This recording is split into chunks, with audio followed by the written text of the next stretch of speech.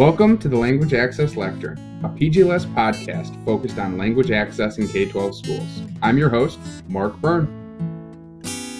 All right. Hello and welcome to yet another edition of the Language Access Lectern, a PGLS podcast focused on celebrating champions for language access in K-12 schools. Special edition today. This is our American Sign Language edition. Really excited to get together and talk about our exclusive partnership that PGLS has put into place with Birnbaum Interpretation Services. We have their CEO, Brian Birnbaum, joining us today. Really looking forward to this conversation. And thank you, Brian, for stepping to the lectern for the very first time. I sure do appreciate it. Welcome. Thanks for having me, Mark. I'm excited to get started.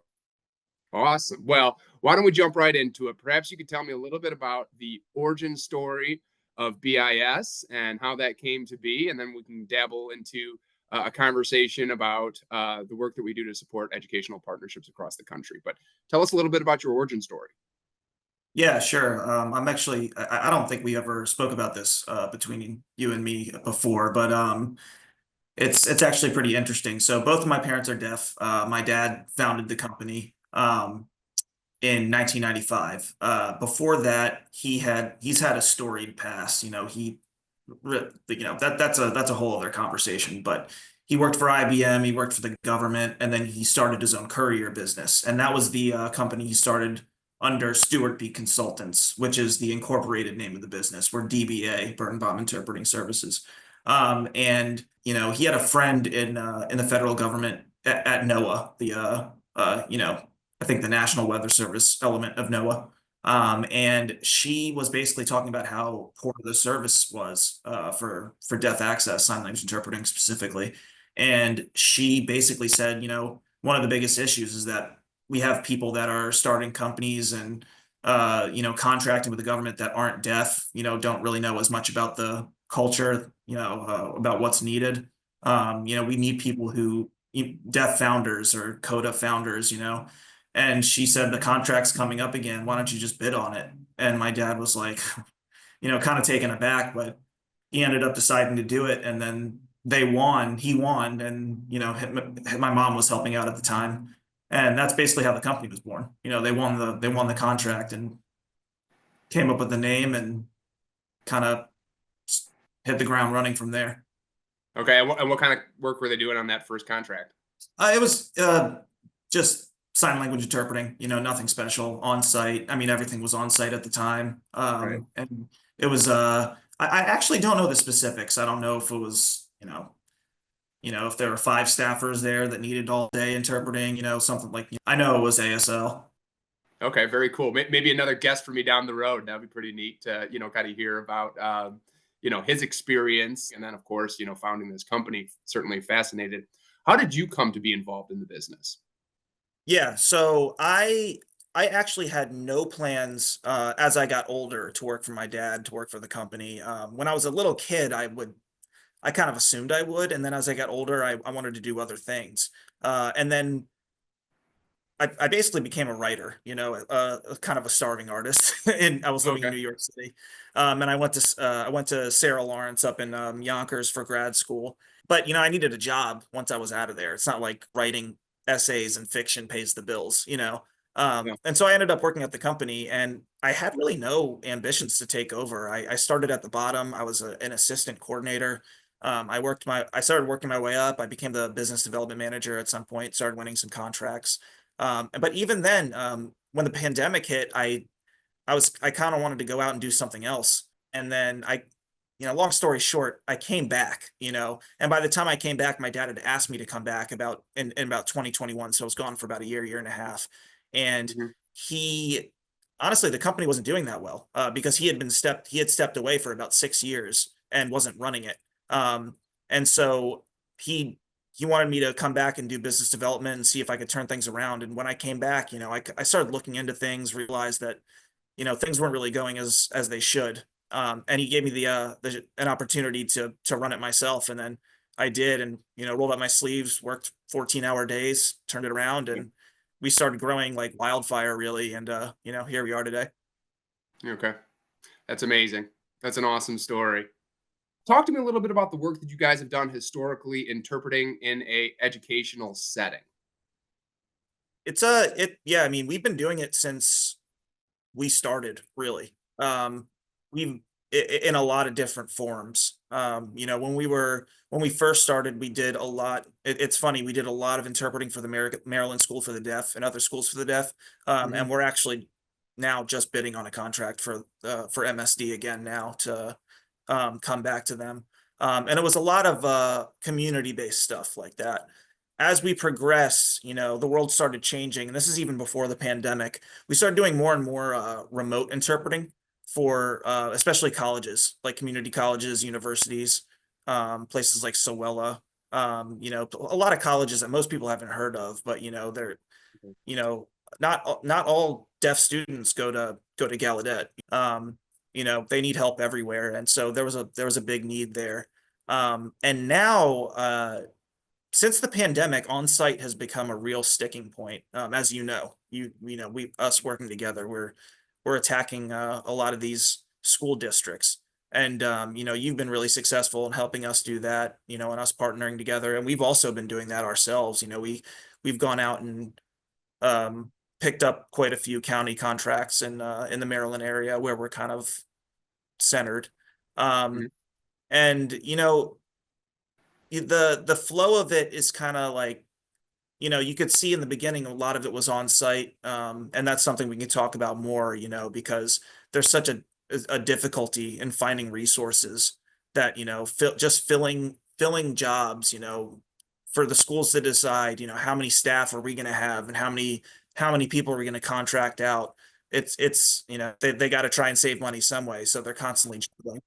And an evolving need as well, right? Families move into the district, or they uncover, a child might not be deaf, but their family might, and you might not find that till later on in the school year. So it can create kind of a reactionary environment at times, depending on the district and what their resources are to support that. So, Yeah, um, yeah, that's very true. And we've had interpreters that uh, worked with kids for years, and then suddenly they move, and that can be pretty hard for both the interpreter and the kid. Yeah, I mean, talk to me about that. So, obviously, consistency is so important within educational interpreting, right? And you if you're going to assign a full time interpreter to a student, keeping that consistency is so important.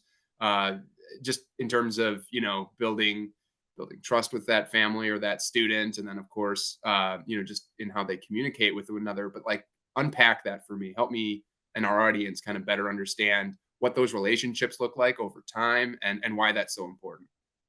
Yeah, I mean, a lot of it is what you'd think in terms of consistency and chemistry, but a lot of it's also there are very specific dialects in sign language. Everyone kind of thinks sign language and ASL is synonymous, where it really isn't. Obviously most deaf folks in the country use ASL, but a very surprising amount use, a mix of ASL and what we'd call home or heritage signs. And that's like a mix of what's regional, what you learned at home, if depending on how um, isolated they are. Is that like an example like of like British Sign Language, or is that like a totally different language Yeah, altogether? yeah, no, it's totally yeah. Home or heritage signs is it's almost like self-created, like made up signs, you know. It's like or it could be like regional, like like even with American Sign Language, just like with English, you have slang and like you find different terms in different areas, not just different countries, but different regions in the country. And that's just one element, Then you have other dialects like signed English, which is, exactly what it sounds, eponymous. It's like you're basically signing in the English diction and grammar set rather than an ASL. ASL does not follow an English written or spoken diction or syntax. You're basically you're speaking, so to speak, in pictures, and it's very different. There are no articles like the and a and things like that. Yeah. So signed English is its own thing. Then you got pigeon sign English, um, and then you go to deaf and blind with tactile and pro tactile. So yeah, most people are going to be doing ASL, but even them, they're going to be doing a variation, and then there's so many different dialects that having consistency with the same with that interpreter is really crucial, because once you find someone that works for you, if you don't, it's not really full access. You're still fighting through a wall. How hard is it to kind of flow back and forth between an ASL interpretation versus working with somebody who's using that heritage language or heritage? Uh, Repeat the Heritage or home signs is that, heritage or yeah, home state. that's or home signs. That's kind of the same term. Specifically that, I mean, it's very difficult to Yeah. find someone to fit that, because you're more finding someone who can pick it up faster, because you're not going to, yes, if it's regional specific, then yeah, you can find interpreters pretty easily. But if it's more because of a sort of like rural, came up with a mix of heritage and ASL, that's the kind of like their dialect, that the interpreter needs to be able to pick up on what their language is, and go with it. So and that can really depend. One interpreter, and this goes for every single client, every single consumer, every single deaf um individual. One interpreter might be considered incredible, among 90% of the industry, but they might not fit with someone. That's just the way it goes. And so, when it comes to these specific dialects, and especially like Homer heritage signs, that's definitely the case. It's really, sometimes you feel like and this is not really the case all the time, but sometimes you feel like you're throwing spaghetti at a wall, because you don't know, unless you're told or unless you experiment a little bit. So it's Okay. it's tough. It can be really tough. And how long do you think that rhythm, that consistency, that relationship takes to congeal or develop or meld? How long does that typically take? Just depends on Yeah, people. I think that depends. If it's a good fit, sometimes you can click right away. And it's like, we'll have a consumer really just reach out, and they'll be so thrilled. It's amazing how thrilled they'll be, because that on a day-to-day basis, they have to worry about whether they're going to have someone that's going to work for them and can provide them the access that we take for granted, hearing people take for granted on a daily basis. So, it can happen pretty quickly. Sometimes we've cycled through as many as 10, 15 interpreters for, I don't want to say a single deaf consumer, but, a small group, on some contracts. And that's kind of what it takes. That's how we advertise ourselves. Actually, we're if they put someone on the do not send list, what we call it, the DNS, Yeah. that we listen to them. No matter how many Yeah. times it takes. And it doesn't have to be punitive, or it doesn't have to, speak to, a lack of competence from the interpreter. It might just be a lack of fit or a lack of Right. comfortability, or not meeting the expectations with what that individual person expects, or would appreciate. One of the things that I find so interesting about the deaf community is how tremendous a job they do in advocating for themselves, not only deaf families, but also ASL interpreters as well. That's been a really interesting thing for me to learn Hmm. about what that community is like and how close knit that is. And I think it's remarkable, the type of community that exists there. Yeah. Talk to me a little bit about that. I mean, obviously, you would have a very, very interesting perspective on that as the CEO of ASL interpreting company, but then also as a son of deaf parents, right? Fascinating. Yeah. And to be honest, the first thing I'll say is I wish that more deaf people would advocate for themselves, and how difficult it is, because there's so many situations where ADA law is just not it's not met, really. Okay. And I think the most specific area where that is the case, and yeah, I mean, I want to back up and say I agree with you. They really do a great job of advocating for themselves, and I think among the kind of marginalized communities, Yeah. especially for the culture that they live in, the challenge that they deal with, I think it's pretty amazing how outspoken they are. But there's still such a long way to go. And I think they're right to be so outspoken because, for example, I think the biggest example that any CODA or probably any deaf individual would note is when you go to the hospital. Um, you're really fighting an uphill battle. The first thing that happens is, are they going to ask you if you need an interpreter?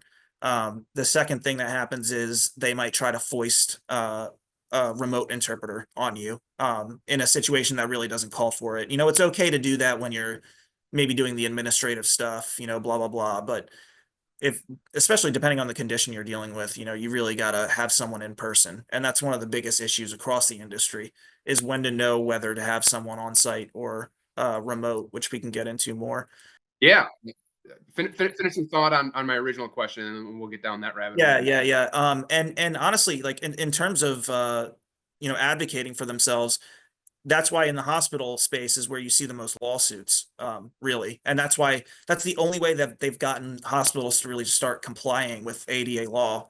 And I mean, we struggle with some hospitals that we provided really good service and we've actually ended contracts on our end because we didn't feel like they were living up to their end of the bargain.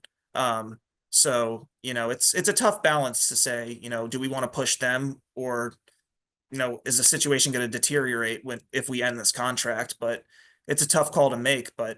Um, but yeah, I mean, in a lot of other areas, it's definitely it's gotten so much better. Especially the federal government.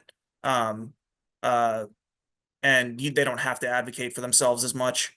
But it really, you're right on the money. Like they do a great job, and I still think they could be doing a lot more, knowing full well that it's very difficult, and others should be doing it too. It shouldn't be just incumbent upon them. But yeah, I mean, I could tell you stories for days about going to the hospital with my parents and the uphill battle of just one time you didn't have an interpreter for 3 days, and my a family member of mine ended up being at the hospital for more than a month, about a month and a half. And I think it was more than 3 days. It took a long time to get an interpreter there until battle. So we made a lot of progress, but there's a long way to go. So, Brian, in that specific scenario, would then you be kind of filling in as an interpreter for your parents? Yep. Yeah, that's tough. You see that a lot in school systems too. Children stepping in for their families, and there's a great I guess this is a short film called Translators. Lee Hmm. Valdez wrote it. Have you seen that? No, I haven't. I would, yeah, send that to me. Yeah, it's incredible. I'm trying to get him to come on the podcast, but Uh-huh. he put together a beautiful film that talks about children interpreting for their families in an educational setting, children advocating and interpreting for their families in an educational setting, and just you can tell and you can really feel the burden it puts on those children, but then also the incredible sense of pride and duty that they have for supporting their families. I get Right. goosebumps thinking about it. Rudy did a great job on that film, but it's an incredible burden that those kids are under. And we do have lots of laws in this country, such as the Americans with Disability Act that is in place to ensure that these families get access to critical services. And while I do think that ADA compliance is certainly I don't know, more closely monitored, or I guess maybe like the stakes are higher within, that realm as compared to, the Hmm. work that I do in support of multilingual families. Um, it is great to know that there's people out there like you who are, kind of the tip of the spear in terms of, celebrating the adequacy that, exists in this space, but then also, not stepping too far away and remembering that we play a role in supporting and creating a better world for these deaf families. And I think it's just an incredible opportunity for us to come together and support these communities. And I hope that the work that I'm doing and the podcast that I'm putting out and the content that I'm putting out is leading towards more school leaders getting behind and advocating for more services for multilingual families or deaf and hard of hearing families, because you brought it up at the beginning of the conversation. You start talking about budgets, and our services aren't cheap and they're not free, and supporting these families is very, very important, and there's a cost to that, right? So, and it's not just about compliance, it's about making sure that they have access to the services. Health equity is certainly a big theme in healthcare. Student growth and achievement is a big theme in education. And without these services, you're going to see, disparate achievement gaps existing within school systems. You're going to see, a widening gap in the realm of health equity if these services aren't made. So as I think about, people who might be listening to this podcast and thinking about, the work they do, and more importantly, not just like the output of the understanding of spoken word, but the impact that that has on health outcomes, on educational outcomes, and things like that. So I guess, a long way around that, Brian, is what do you think the deaf and hard of hearing community, or BIS, is doing to kind of map out or measure their impact within a healthcare system or within an educational setting? That's a really good question. I think one of the biggest things is I think especially in the healthcare setting, the quality of interpreter is not great. It's seen as a sort of proving ground for interpreters. So Mm. new entrants into the education and healthcare actually are both seen as like proving grounds. So you're going to see a lot of less experienced. Um, I don't want to say lower quality, but less experience often is correlated. And I think that's kind of a shame because those are two of the most important areas of our society. And it follows the kind of American the way the less money is there to go around in the education and healthcare systems. So it's not surprising, but it's also unfortunate. So I think one of the things we want to do is we want to go in and start educating the people in those areas that it's really important to invest in those areas, and also that you'll see rewards in the end as well. These a lot of these hospitals, they're not for profit businesses. Yeah. And they're gonna benefit in the end by showing better customer service. And we've had a lot of success. There are hospitals that are thriving that agree with that, and I think it shows. So I think another thing is that I something that BIS can do that other companies can, is that I think we can provide that quality at the same price point that other companies might not be able to. So that's less on the ethical and quality side, as much as like the operational side, but it is really important. Yeah. And being a deaf owned agency, I think lends a lot of, credibility towards your offerings and towards the quality of folks that we're able to bring into our network here, right? I mean, I got to Yeah, think that yeah, that carries a lot of weight across the industry. And in working with you the last couple of years, I know that you are, an incredible advocate for those interpreters too, which is really exciting because they're the ones who are out in the field representing us. I just find it so interesting that in an educational setting, in a healthcare setting, like you said, these are so critically important to our community as a whole, just broadly across our country. Education and healthcare are just hugely important industries in terms of the need to provide quality services. If that's what are considered the proving grounds for a lot of ASL interpreters, like where are the premium jobs going within this industry? it's where the money is. The the highest paid interpreters are probably going to be found in the higher levels of the federal government, but especially these days in corporate America, Okay. because the high level deaf employees, they have a lot more clout, and these companies have a lot of money, and it looks great for them to be providing service, and that's not a bad thing. But it's not exactly for the right reasons all the time.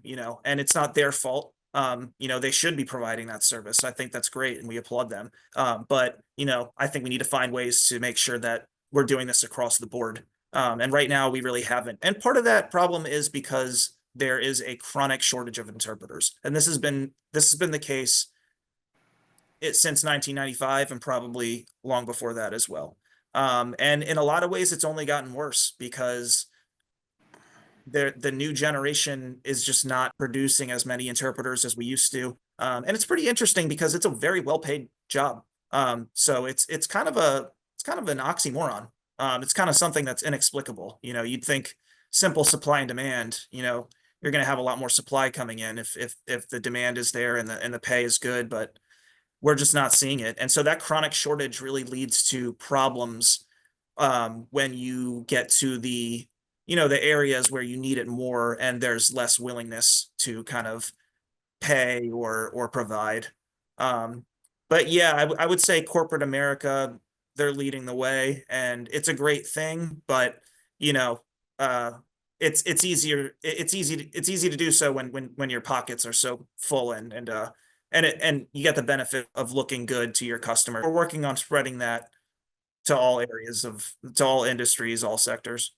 Now, one thing that's very popular, and I don't know how closely you follow the educational industry, but the AASA recently announced their superintendent of the year, and he is from Birmingham, Alabama, I believe. And one of the reasons that he won superintendent this year is because he did a tremendous job implementing vocational training across his Mm, districts, which is a core theme for school leaders all across the country, especially in secondary education. And I went to a great high school. We did have an ASL program there, which I regret not getting into, of course. I took Spanish for mhm. 4 years. But I wonder, the jobs are great, the jobs are plentiful. We can get you set up with opportunities if you were to staff with us for, whether you're with BIS or PGLS, et cetera. I got school district partnerships across the country who are looking for, these types of quality and, experienced interpreters to come into an educational setting. It's interesting to me with the tremendous opportunity that's out there. What percentage of school districts do you think offer American Sign Language as an elective? I wish I could answer that question. Yeah, Yeah, I honestly really don't know, but what I do know is that it's increasing rapidly because I obviously, you can't really use anecdotal evidence as data, but right. I will say that, when I talk to people about what kind of languages that they took in high school, I do notice that younger adults and even like some of the teenagers that I've spoken with, kids of friends, things like that. A lot of them say that they took sign language or are taking sign language. So I That's definitely awesome. think it's increasing. So, I mean, I hope it turns out more interpreters. The thing is, the reason there's so many CODA interpreters is because it's a heck of a lot easier to get into it when it's your first language. So it's tough, but yeah, I mean, I definitely think there's hope there, and hopefully we can find more ways to translate them into professionals down the line because there is a chronic shortage, and especially since the pandemic, something that I do want to touch on is that I touched on this a little bit when I was speaking about our education history. Mhm. But I mean, on site, and this is I think a problem for spoken language as well. But on site has been very difficult to attack, and that's why it's something that we focused on. We're not it's not something a lot we see a lot of companies retreating from it, but we don't want to Yeah. do that because we know how much it's needed, and if we allow the uneducated clients to just rely on virtual services, it's just going to be a huge disservice to the community, really. And so it's tough. I said it'd be a real step backwards, I feel like. Even though Yeah, technology is propelling us forwards, I think, definitely. with video remote interpretation compared to on-site interpretation, I think on-site interpretation is a superior product in terms of not only the quality of the output, but driving credibility and trust within families, especially in a special education setting. But I mean, I think you hit the nail on the head there. It'd be moving in the wrong direction. Yeah, you're definitely right. And it's a nuanced discussion because virtual interpreting has definitely been a massive boon for the industry and for the community. And Yeah. it's interesting that before the pandemic, it was really like it was taboo. No one wanted to use VRI. Interpreters didn't even want to do VRI before the Yeah. pandemic, which is very interesting. Yeah. Yeah. And the pandemic showed that there's a lot of value to virtual interpreting, and the amount of service that can be provided in situations that it often otherwise wouldn't have been.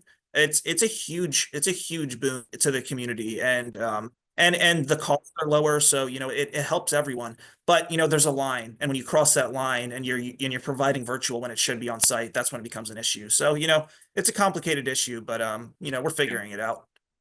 Like I say, impact over output sometimes in the language service space needs to be kind of that rallying cry for the future of interpretation services. I really Right. believe that. And that can be a really hard thing to measure, right?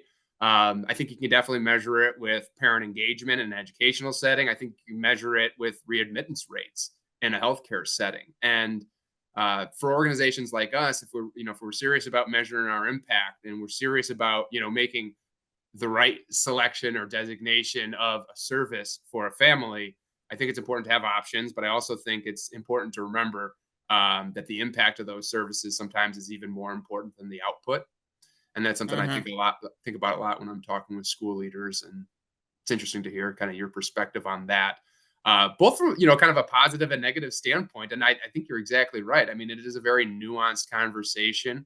Why do you think interpreters would be, especially ASL interpreters, why would they be averse to doing a video remote interpretation engagement as opposed to on site? Is it because of like the efficacy of the output, or is it because it's always been done that way, or why have ASL interpreters been a little bit more resistant than our multilingual interpreters to participate in a remote or virtual setting? Well, I should add that's no longer the case. It's completely reversed. Since Okay. the pandemic, the problem is we can't get interpreters to come out of their rooms now. Okay. But before that, it was because of the cultural preference and the desire, a virtuous desire, in my opinion, to align with the deaf consumer. And it was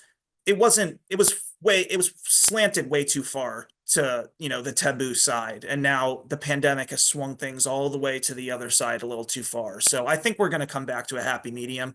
But yeah, it's really fascinating, to see that it swung just so violently from one end to the other. In such a short period of time, too, right? Yes. Yeah, yeah, it's fascinating. I mean, it really followed the world, like, in terms of just how everyone was forced inside, and then I guess they were forced to see that it really was effective in a lot of situations. Okay. But yeah, I mean, I think things are normalizing. I think, the real challenge is the number of interpreters. There are interpreters that want to work on site, and there is an issue with getting some of the interpreters out of their rooms because it's really convenient I work from home 3 or 4 days a week. It's Yeah. really convenient to roll out of bed in your pajamas and, you know, click the coffee maker and then just open your laptop. I Get to mean, work. who, Yeah. who doesn't love that? But at the same time, interpreters also know that they're going to get paid more when they go on site. It's needed, and they know what's right and what's wrong. The most of the interpreters in our industry are good people and Of they're course. ethical people, and I think things will find a happy medium over time. Okay. Very cool. That's interesting.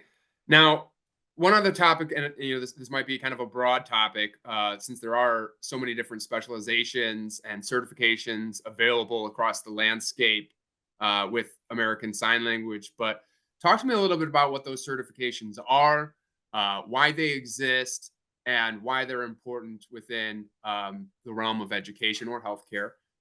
But talk to me a little bit about what that looks like. Why would you choose certain interpreters to bring into your network, or why would you recommend certain interpreters with certain certifications to get on site with some of our school district partnerships? So talk to me a little bit about that.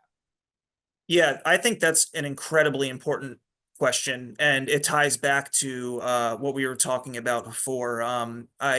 In terms of how many interpreters are in the industry and the need, because certifications are important. We need gatekeepers. It's crucial to have someone somewhere saying who's good and who's maybe needs more work, et cetera, et cetera.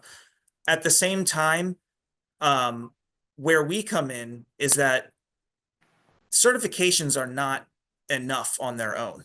You know, they're just not. And we follow all client desires. The federal government, they're going to want all interpreters to be certified. And I'll Mhm. talk a little bit more about what certifications kind of mean what. But first, I want to talk about the fact that certifications are a very nuanced uh, topic, and they do limit your ability to staff jobs if you stick. We being a deaf and CODA run agency, and all over half of our staff, our administrative staff, are either deaf or CODA. We're able to screen and judge interpreter quality based on their merits alone, outside of a piece of paper that they bring in and show us on their resume, or the certificate themselves. And that's really important because the shortage of interpreters in our industry really requires that we have professionals and experts that assign interpreters that may not also be certified. I think that's really crucial. Now, that being said, the certification landscape is basically centered around the RID certification. RID stands for Registry of Interpreters for the Deaf. And the RID certification is the gold standard, pretty much. That's the one that the federal government's going to recognize. That's the one that's nationally recognized. And there are variations within that. There's the NIC. There's master levels for certain areas. I'm not going to get into all that. That's basically the gold standard.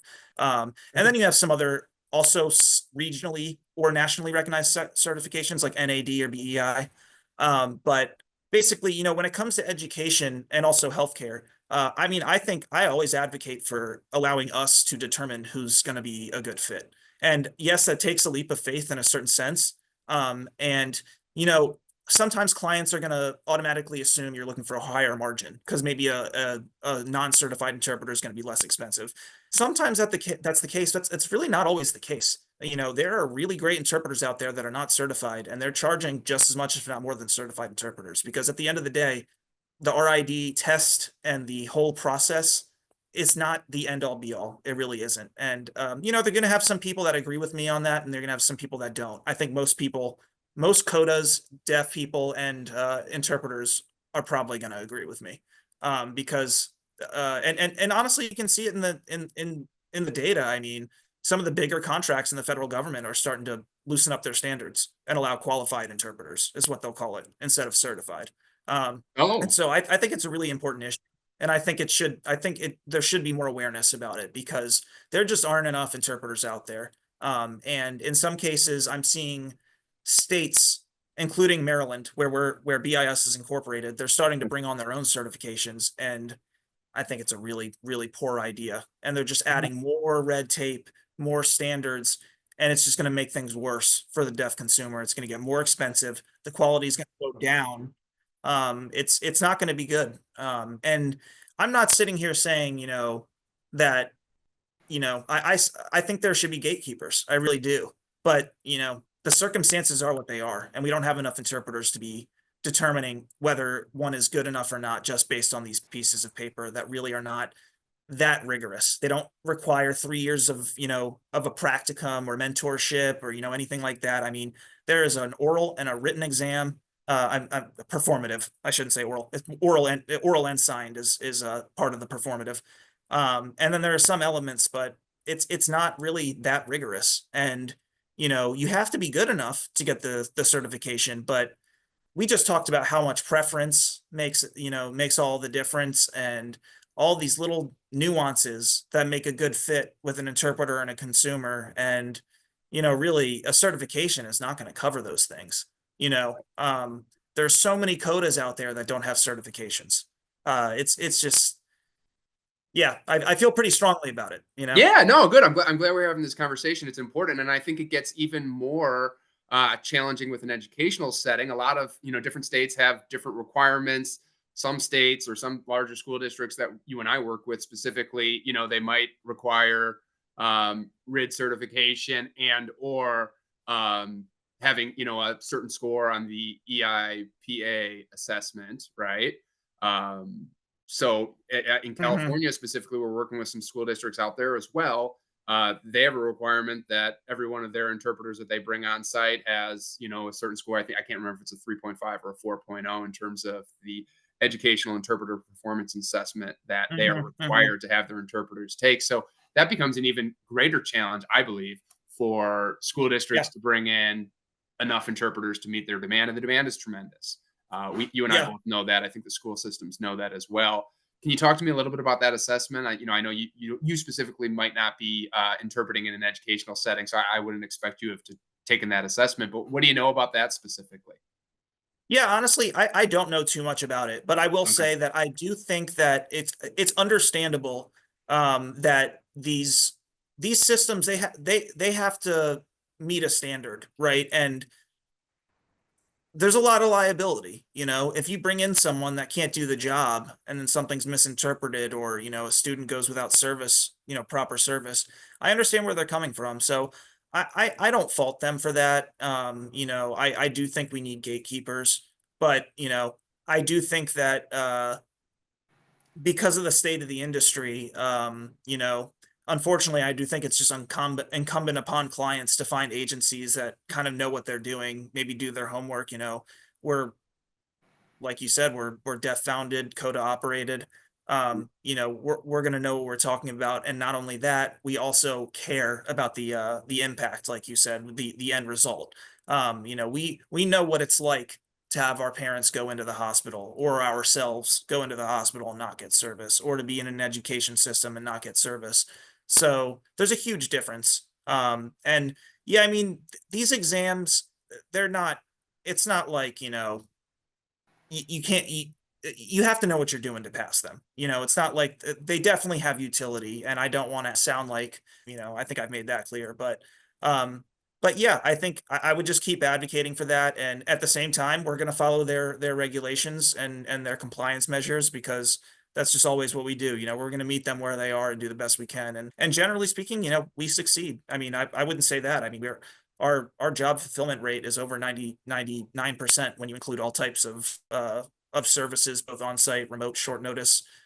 So, even with a lot of our contracts are federal, they require certification. We still fill all the jobs basically. So, Yeah. but it still makes it difficult. I'll just say that.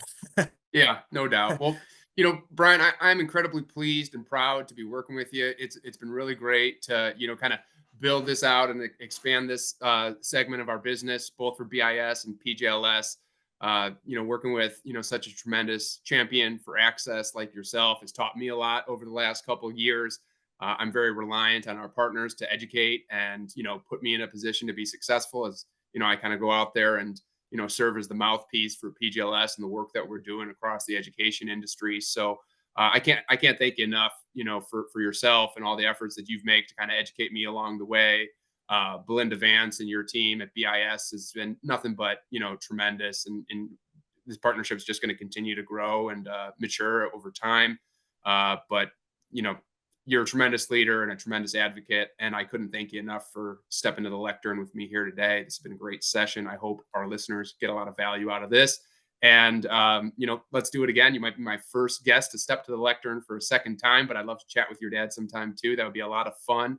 And we just love to do that. So as we continue to grow and evolve and, bring new resources to the community, just incredibly grateful to have a partner like you. So, thank you again for stepping to the lectern.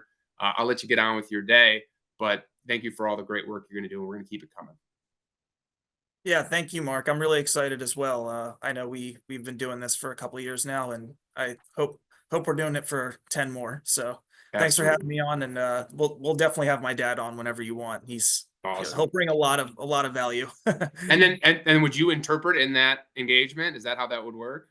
If I wasn't a part of it, if I was a part of it, then we would have someone else interpret, which might be for the best, so I could participate too. So Yeah. um, Yeah. so Okay. Well, yeah. let's get behind the scenes and noodle on that a little bit. And, please do reach out to your dad and ask him and let him know that I'm interested. Yes. Thank you. That's so wonderful, Brian. Thank you.